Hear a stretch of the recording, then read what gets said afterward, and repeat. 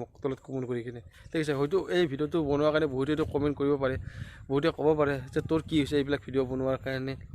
হয়তো বহুতে তেনেকুৱা মন্তব্য দিছে মোক, তোৰ বোলে বেলেগ কাম নাই নেকি এইবিলাক ভিডিঅ' বনাই দেখাইছে। মই এইবিলাক ভিডিঅ' বনাই আছোঁ বা কিবা বনাই আছোঁ, এইটো মোৰ নিজৰ ইচ্ছা বনাই আছোঁ। আপোনালোকে ছাপোৰ্ট কৰিছে, হয়তো সেইজন মানুহ ছাপোৰ্ট কৰা নাই, কিন্তু বহুতে ছাপোৰ্ট কৰিছে ভিডিঅ'বিলাক বনোৱাৰ কাৰণে। বহুতে চাইছে, বহুতে ভালো পাইছে আৰু হয়তো বহুতে বেয়াও পাইছে।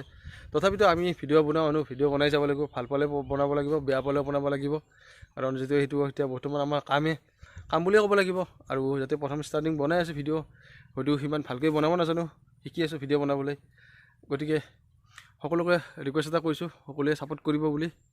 নীতিকেশ দাস মানে সি ক'ব গ'লে হত্যাকাৰীটো হয়ে, আৰু কাৰ সাহসত ইমান সাহস কৰিলে মানে সেই কথাটো বুজি পোৱা নাই। আৰু চাগে নীতিকেশ দাসৰ পিছত কোনোবা মানুহ নহয়, কোনোবা আছে এজন ডাঙৰ মানুহ, হয়তো ইমানখিনি সেইকাৰণে সাহস পাইছে। যিজনী ছোৱালী ভাল পাই বিয়া পাতিছিলে আৰু সেইজনী ছোৱালীকে মানে মাৰ্ডাৰ কৰিলে। কি ক'ম আৰু, মানে ক'বলৈ ভাষা নাই সকলোকে।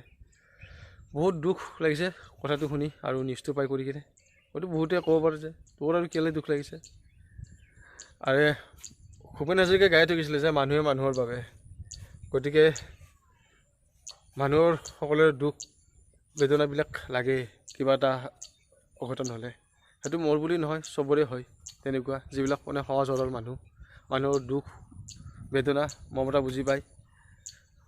আৰু হয়তো কিছুমানে বুজি নাপায়, সেইবিলাক কৈ কিনে লাভ নাই। ঠিক আছে, আজিৰ ভিডিঅ'টো ইমানতে সামৰিছোঁ। Thank you. আৰু সকলোৱে ছাপোৰ্ট কৰিব বুলি আশা কৰিলোঁ।